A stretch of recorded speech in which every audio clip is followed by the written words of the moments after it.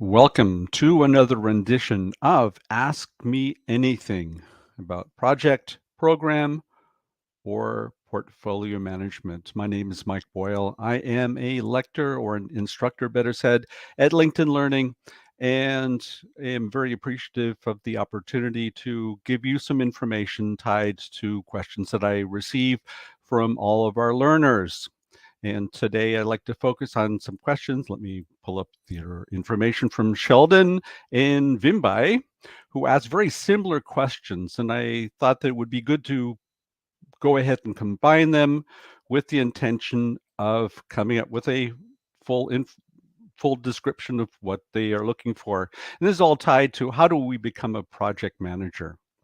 I would now like to keep learning about this course and begin taking training to acquire certification. Can you tell me where to start?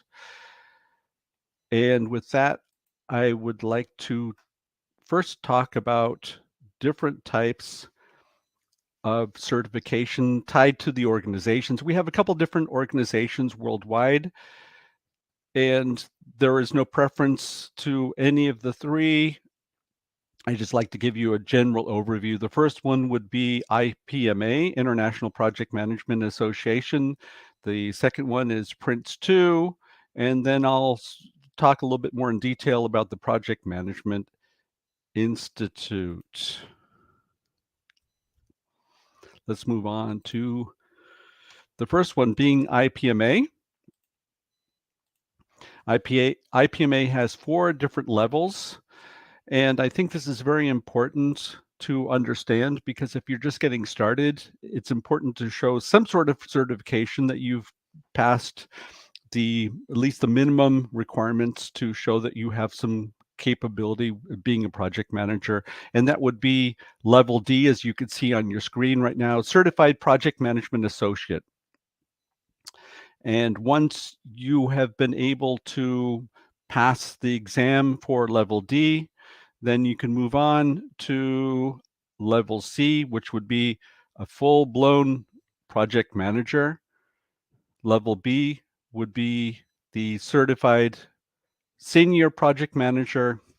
And level A, what I understand is very difficult to get, a certified projects director.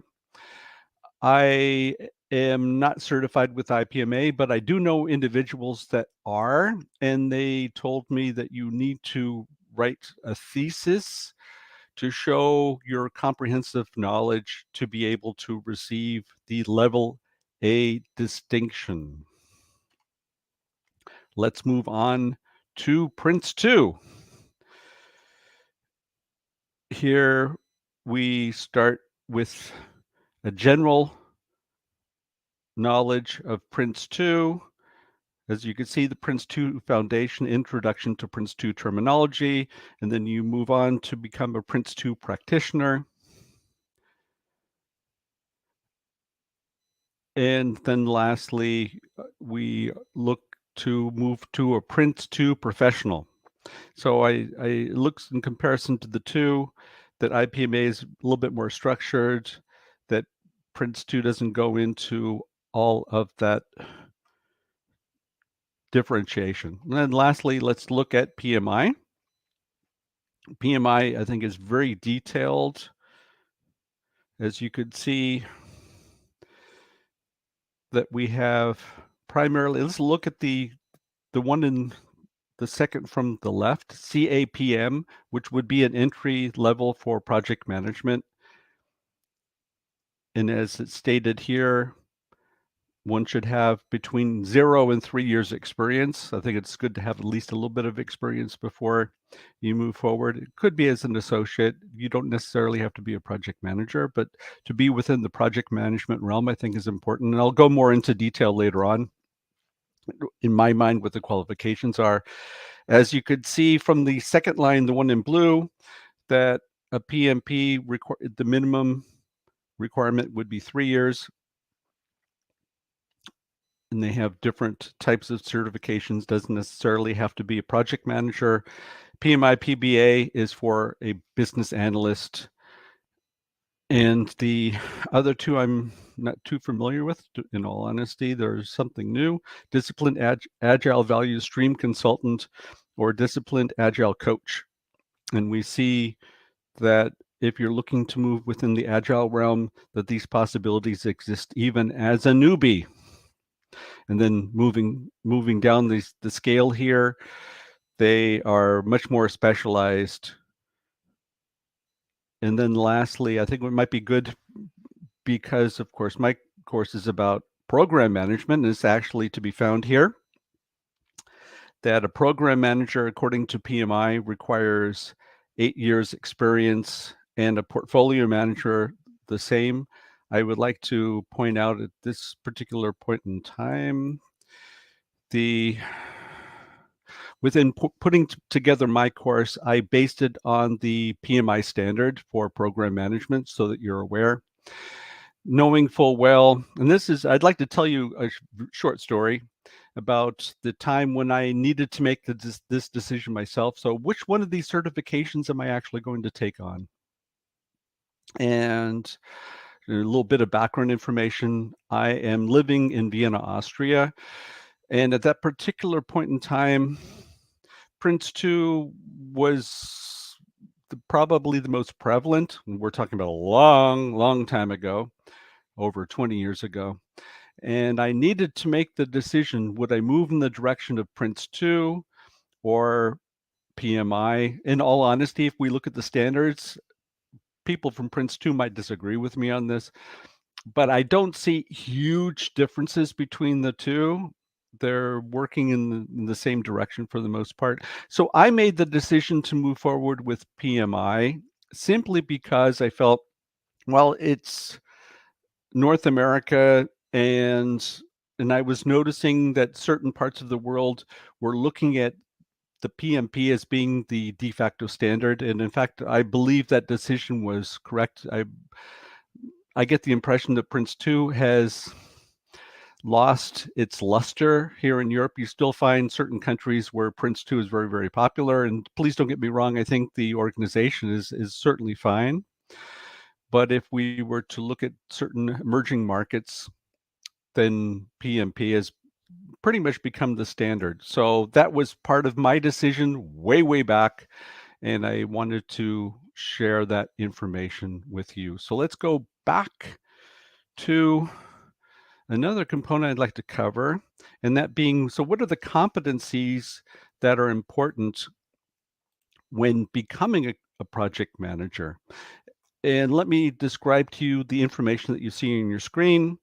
The performance competencies are basically the phases within a project that a project manager needs to understand and master.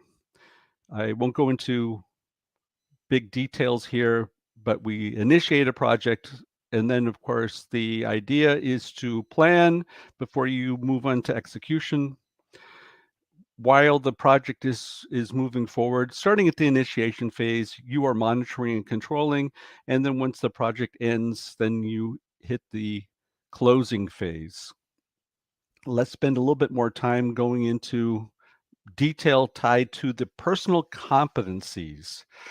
I would say the first one on the list, effective communication, has to be the most important part of being a project manager.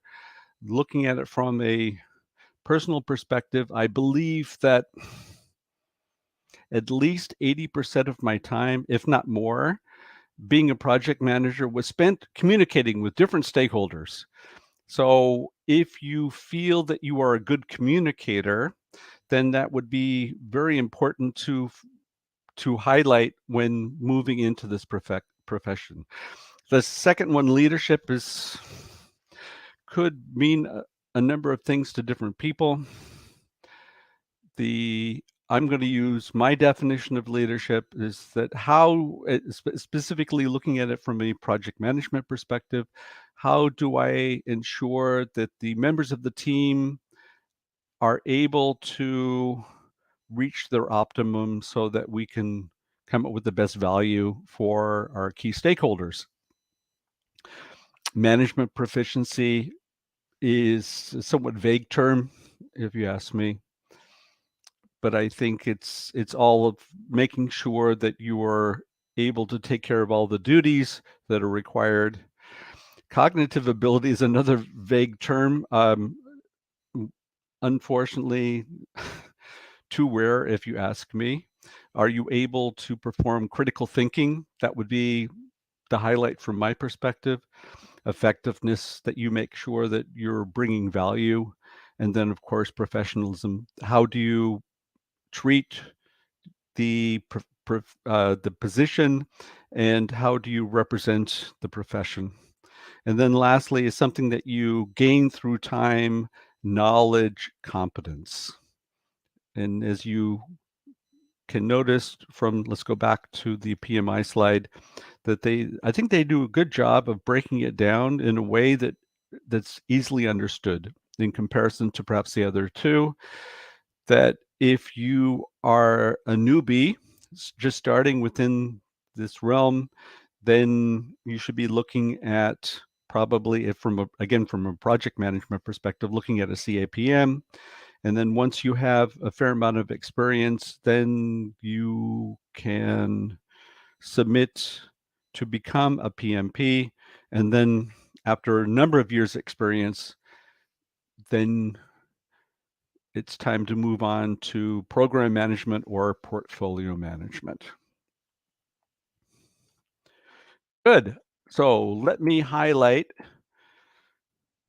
for all of you, in case you have not taken a look at my program management course on LinkedIn Learning, feel free to look it up and I would be very keen to get your opinion on the course. And then certainly if you have any other questions tied to the material to be found within my program management course, or anything along the lines of program management, or let's start with project management, program management, portfolio management, uh, agile, and I'll even throw in business analysis. I was a business analyst for a number of years. Please feel free to reach out to me. And I even created an email address for you. If indeed you have questions, send them to ama@procuro.com. And what I will do is collect all of these questions that you have. I'll collect your questions, and I will put together a video similar to this one with the intention of giving you a description of what the situation's all about, and hopefully bring some added value to all of you. So again, thank you very much for your time. Thanks for watching this video till the end. Again, I will highlight, if you have any questions, please send them off to ama@procuro.com. And I look forward to hearing from you soon, and have a wonderful rest of the day.